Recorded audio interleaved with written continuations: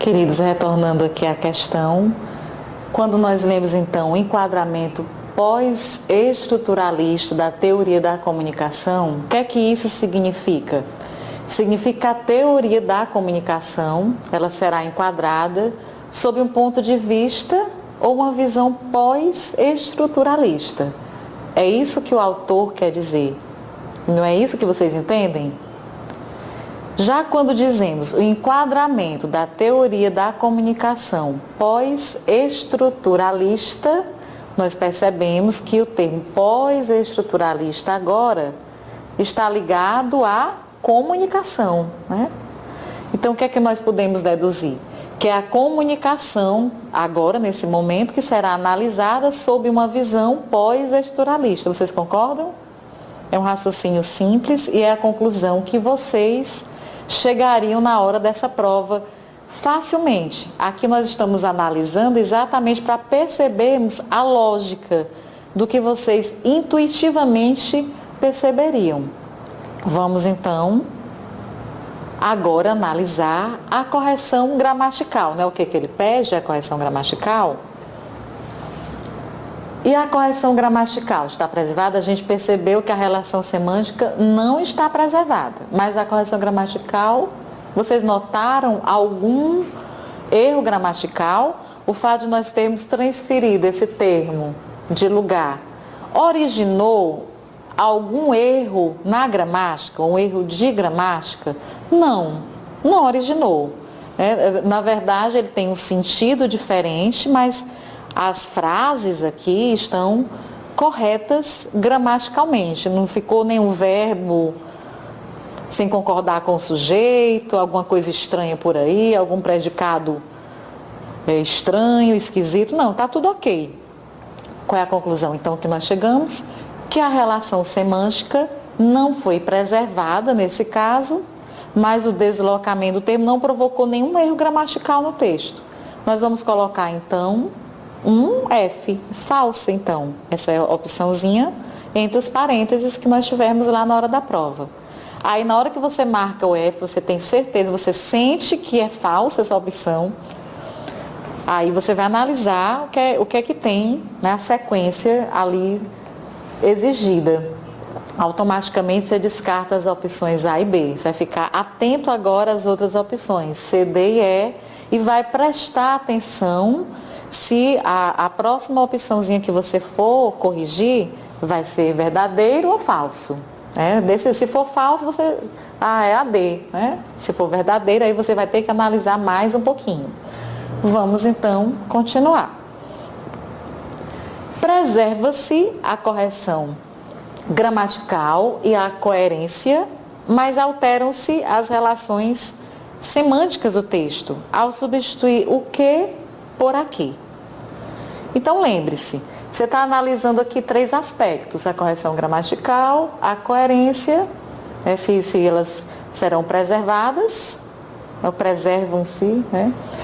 Mas alteram-se as relações semânticas do texto.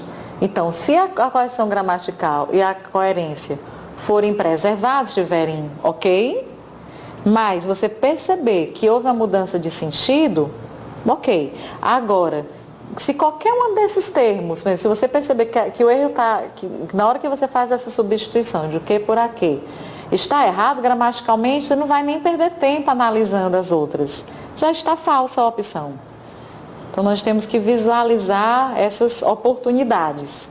Vamos, então, analisar. Vamos fazer a substituição. O enquadramento pós-estruturalista da teoria da comunicação analisa o modo como a comunicação eletronicamente mediada originalmente está assim: o que eu chamo modo de informação desafia.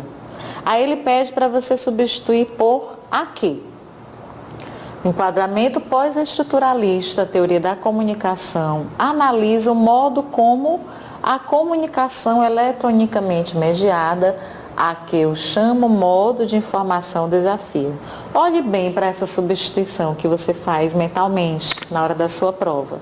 Analise esses 3 aspectos rapidamente. Nós percebemos, quando nós lemos aqui inicialmente, Enquadramento pós-estruturalista da teoria da comunicação analisa o modo como a comunicação eletronicamente mediada, o que eu chamo modo de informação, ou seja, o autor ele diz que ele chama o modo de informação o quê? O modo como a comunicação eletronicamente é mediada.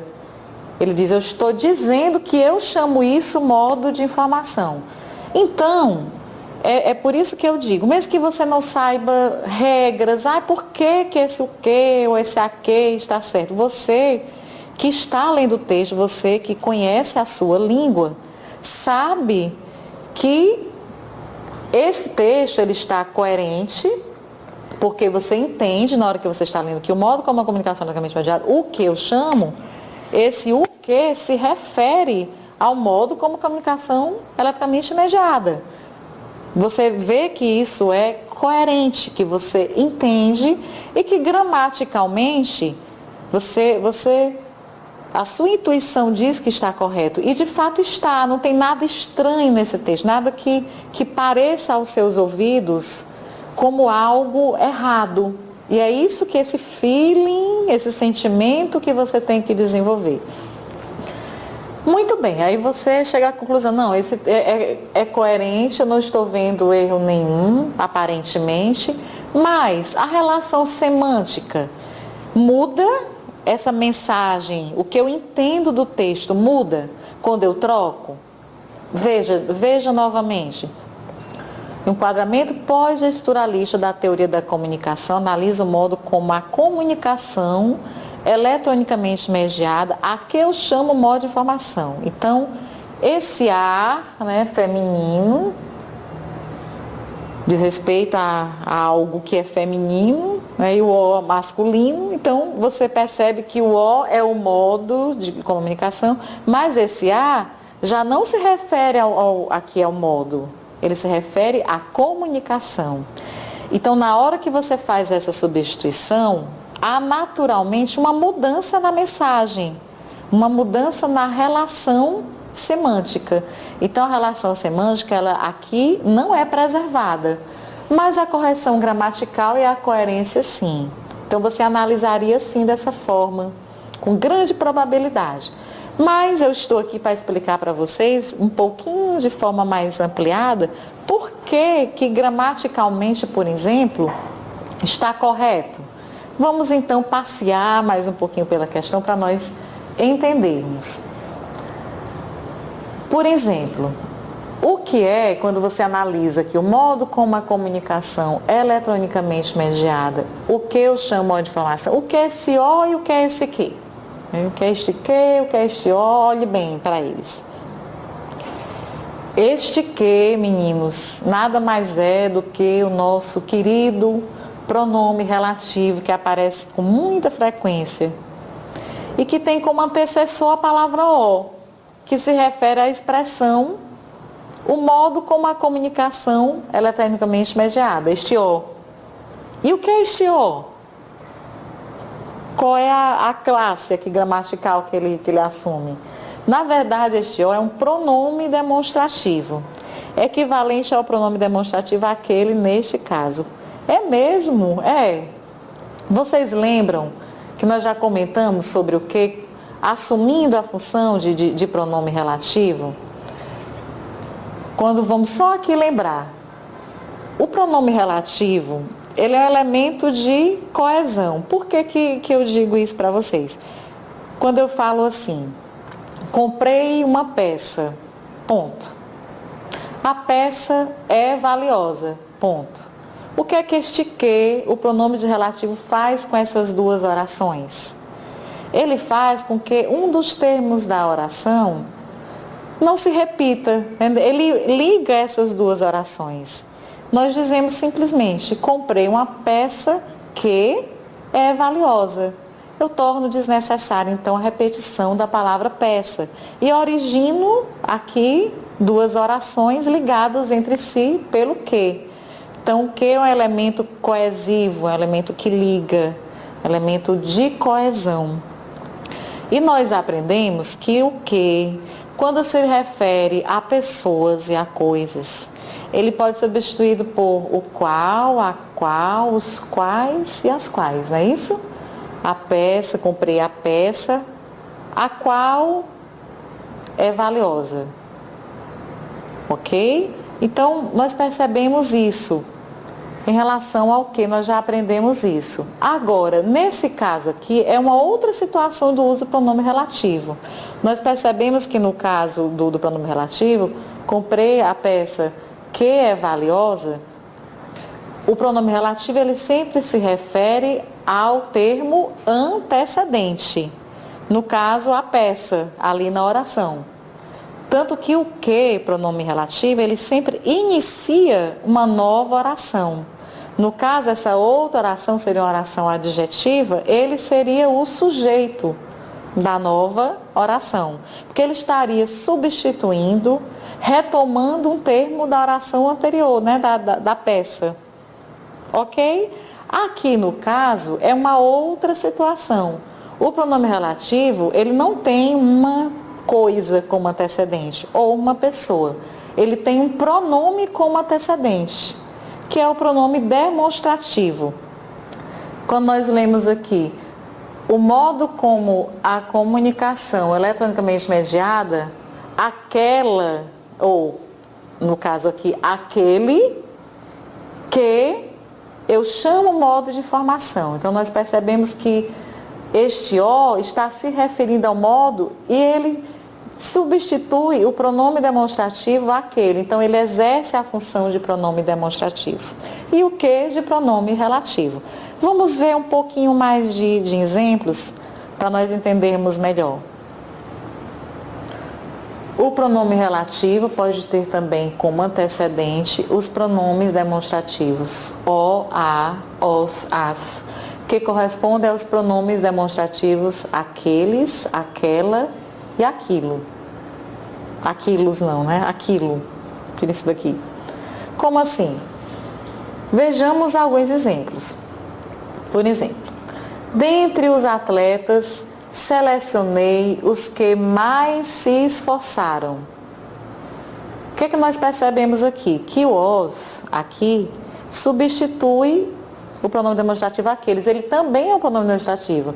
Dentre os atletas, selecionei aqueles que mais se esforçaram. E o que é um pronome relativo.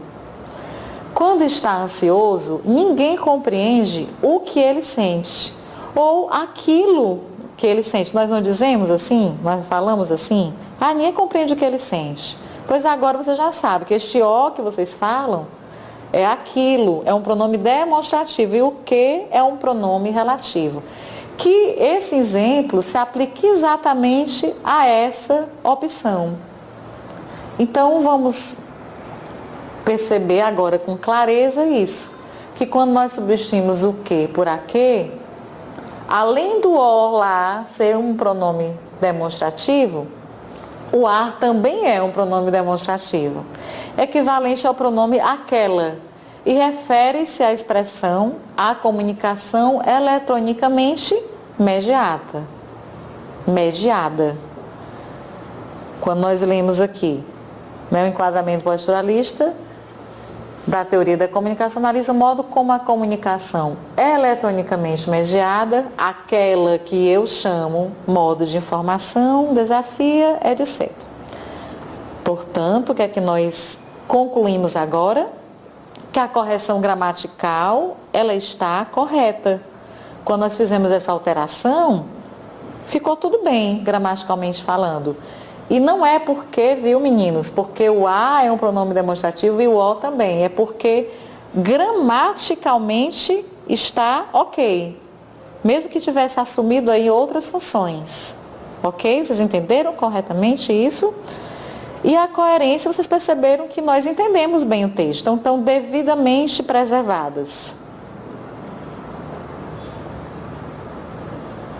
Mas, como nós percebemos, a relação semântica não foi preservada, ela foi alterada exatamente pelo fato de que o O faz referência ao modo como a comunicação eletronicamente mediada e o A faz alusão à comunicação eletronicamente mediada. O sentido foi modificado. Então, nós vamos preencher o parênteses com um verdadeiro, né? Com um V. Nós vamos fazer novamente um pequeno intervalo e voltamos já para dar continuidade à nossa resolução.